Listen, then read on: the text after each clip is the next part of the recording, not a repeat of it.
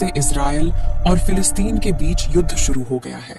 दोस्तों, यह बात है 7 अक्टूबर 2023 के दिन सुबह के 6:30 बज रहे थे और इस समय लगभग सभी इजरायली गहरी नींद में सो रहे थे।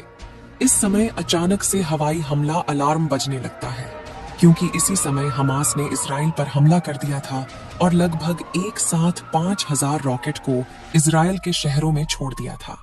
दोस्तों, ये 5000 रॉकेट सुनने में भले ही थोड़ा आसान लग रहा होगा, लेकिन 5000 रॉकेट छोड़ने का मतलब है युद्ध को बुलावा देना। फिलिस्तीन के आतंकी संगठन हमास ने 7 अक्टूबर को इजराइल पर सबसे पहले 5000 रॉकेट दागे, फिर जमीन, समंदर और आसमान से इजराइल में घुसपैठ कर दी। सैकड़ों इजरायली नागरिकों को बंधक भी बना लिया। भारत ने इस युद्ध में इजराइल का समर्थन किया है। फिलिस्तीन और इजराइल के बीच छोटे मोटे युद्ध हमेशा होते रहते हैं, इसलिए इजराइल के शहरों में आयरन डोम लगा हुआ है।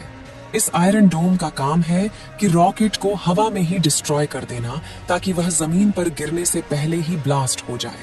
फिलिस्तीन और इजराइल एक दूसरे के पहले से ही जानी दुश्मन है, इसलिए वहां के लोगों में हमेशा ही डर और चिंता का माहौल बना रहता है। यानी कि कब उनके बिल्डिंग पर एक रॉकेट आकर गिरे और पल भर में उनकी बिल्डिंग को ढेर बना जाए, इस बात का भी इजरायली लोगों को अंदाजा नहीं रहता। इजरायली डिफेंस फोर्स का कहना है कि 50 से ज्यादा परिवारों को सूचित किया गया कि उनकी फैमिली के मेंबर्स इस चपेट में आ चुके हैं और 900 से ज्यादा इजरायली इस आतंकी हमले में मारे जा चुके हैं। साथ ही 2700 से ज्यादा इजरायली घायल हो चुके हैं। इजराइल पर हमला हमास ने किया है, तो सबसे पहले यह समझना जरूरी है कि आखिर हमास क्या है। साल 1967 में इजराइल और फिलिस्तीन के बीच वार हुआ था, जो कि लगभग 6 दिनों तक जारी रहा, जिसमें इजराइल ने वेस्ट बैंक और गाजा पर कब्जा कर लिया था। वेस्ट बैंक, गाजा और पूर्वी यरूशलेम पर इजराइल के कब्जे के खिलाफ मौलवी शेख अहमद यासीन ने दिसंबर 1987 में गाजा में हमास की शुरुआत की। हमास एक आतंकियों की टीम है जिसका नेतृत्व मौलवी शेख अहमद यासीन ने किया था और इसमें फिलिस्तीन के लोग शामिल थे। इस तस्वीर में आप इजराइल, गाजा और वेस्ट बैंक का एरिया देख सकते हैं और वेस्ट बैंक में यरूशलेम मौजूद है। गाजा के इसी छोटे से क्षेत्र में ही हमास के आतंकी रहते हैं। दूसरी सबसे बड़ी हैरान करने वाली बात यह है कि जब भी हमास के आतंकी इजराइल पर रॉकेट छोड़ते हैं तो वह फिलिस्तीन के हॉस्पिटलों के बगल से छोड़ा जाता है। इसके बाद दोबारा इजराइल भी फिलिस्तीन के अस्पताल वाले एरिया में हमला कर देता है, जिससे हजारों बेगुनाह लोगों की जान चली जाती है।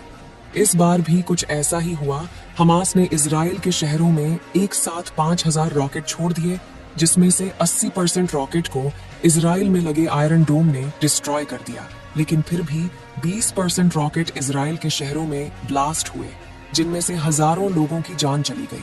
हमास के आतंकियों के इस हमले के बाद इजराइल भी रुकने वाला नहीं था। इजराइल का कहना है कि 450 से ज्यादा टारगेट गाजा में हिट किए गए, जिसमें 1500 से भी ज्यादा हमास के आतंकी मारे गए। इजराइल ने गाजा पर हमला करने के बाद लगातार अपनी आर्मी को और भी ज्यादा इंक्रीज करता जा रहा है। अगर हमास के सपोर्टर की बात करें तो इराक और सऊदी अरब जैसे देश इनके के साथ है, लेकिन इजराइल भी रुकने का नाम नहीं ले रहा है और लगातार आगे की तैयारी को बढ़ा रहा है। इसी युद्ध के कारण वहां पर रहने वाले आम लोगों की मुसीबतें बढ़ती ही जा रही हैं और लगातार आम लोग भी आतंकियों का निशाना भर रहे हैं। जरा आप ही सोचिए, अगर आप उस स्थान पर होते तो आपके साथ क्या बीत रही होती। अगर ऐसे ही लगातार युद्ध बढ़ता रहा तो यह युद्ध काफी ज्यादा भीषण हो सकता है और आजू बाजू के कई इलाकों में फैल सकता है। इजराइल का कहना है कि इस बार हमास को पूरा खत्म कर देना चाहता है। फिलिस्तीन के लोग हमास के आतंकियों को फ्रीडम फाइटर मानते हैं, लेकिन वास्तव में ये फ्रीडम फाइटर है ही नहीं। अगर एक इंसानियत के तौर पर देखा जाए तो जब हमास ने इजराइल पर हमला किया तो इजराइल के द्वारा भी गाजा पर रॉकेट छोड़ा जाता है, जिसमें फिलिस्तीन के लोगों की भी जान चली जाती है। अगर वास्तव में देखा जाए तो हमास के लोग आतंकी हैं। अगर इन दोनों देश के झगड़े की जड़ की बात की जाए तो अल अक्सा मस्जिद को बताया जाता है। अल अक्सा मस्जिद यरूशलेम के एरिया में मौजूद है और इसी मस्जिद की वजह से इजराइल के द्वारा भी फिलिस्तीन पर अटैक होते रहे हैं।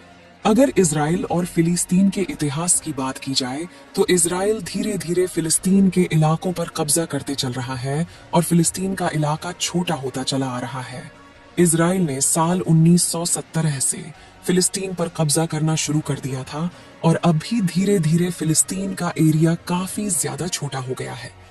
अगर हम अल अक्सा मस्जिद की बात करें तो यरूशलेम में स्थित यह मस्जिद इस्लाम धर्म में मक्का और मदीना के बाद तीसरा पवित्र स्थल है। यरूशलेम पैगंबर मोहम्मद के जीवन काल के दौरान और उनकी मृत्यु के तुरंत बाद के वर्षों के दौरान एक दूरदर्शी प्रतीक रहा, जिससे कि मुस्लिमों ने इराक और उसके बाद सीरिया को नियंत्रित किया। लेकिन यरूशलेम 640 ईस्वी के दशक में मुस्लिमों के नियंत्रण में आया था, जिसके बाद यरूशलेम एक मुस्लिम शहर बन गया। यह मस्जिद हमेशा से विवादित रही है क्योंकि यहूदी धर्म के लोग इसे अपने मंदिर होने का दावा करते हैं। ऐतिहासिक तत्वों के अनुसार 957 ईसा पूर्व में यहूदियों ने यरूशलेम में पहला यहूदी मंदिर बनवाया था। हमास की सशस्त्र शाखा ने कहा कि पिछले 24 घंटों में इजरायली हवाई हमलों में उत्तरी गाजा पट्टी में रखे गए कम से कम 13 इजरायली और विदेशी बंधकों की मौत हो गई है।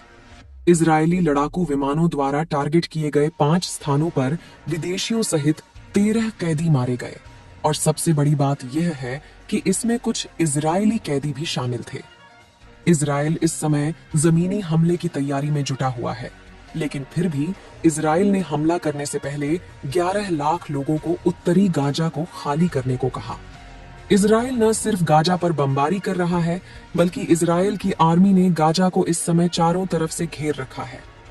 गाजा में मौजूद लगभग 24 लाख लोग इस समय डर के माहौल में जी रहे हैं। इजरायल ने गाजा के इलाकों की बिजली, पानी और भोजन को सप्लाई करना पूरी तरह से बंद कर दिया है। गाजा में लगभग 64% लोगों को खाद्य असुरक्षित माना जाता है, यानी कि उनके पास पर्याप्त मात्रा में भोजन तक विश्वसनीय पहुंच नहीं है।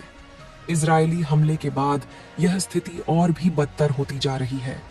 सभी अस्पताल पूरी तरह से बिजली पर ही निर्भर रहते हैं, लेकिन इजरायल ने इस समय गाजा में बिजली सप्लाई करना बंद कर दिया है। इसलिए गाजा के लोगों की इलाज न होने के चलते मौत हो रही है। आपको बता दें, G20 सम्मेलन में मोदी जी ने पहले ही कहा था कि संघर्ष की वजह से दुनिया संकटों से जूझ रही, यह किसी के हित में नहीं है। पीएम मोदी ने इजरायल में आए संकट का नाम लिए बिना कहा कि दुनिया के अलग कोनों में जो कुछ भी घट रहा है, उससे आज कोई भी अछूता नहीं है। संघर्ष की वजह से आज दुनिया संकटों से जूझ रही है, यह किसी के भी हित में नहीं है। मानवता के सामने जो बड़ी चुनौती है, उसका समाधान बटी हुई दुनिया नहीं दे सकती। यह शांति और भाईचारे का समय है, साथ आगे बढ़ने का समय है और यह सबके विकास और कल्याण का समय है। हमें वैश्विक विश्वास के संकट को हटाना होगा और मानव केंद्रित सोच पर आगे बढ़ना होगा। हमें विश्व को एक पृथ्वी, एक परिवार और एक भविष्य के साथ आगे बढ़ाना होगा।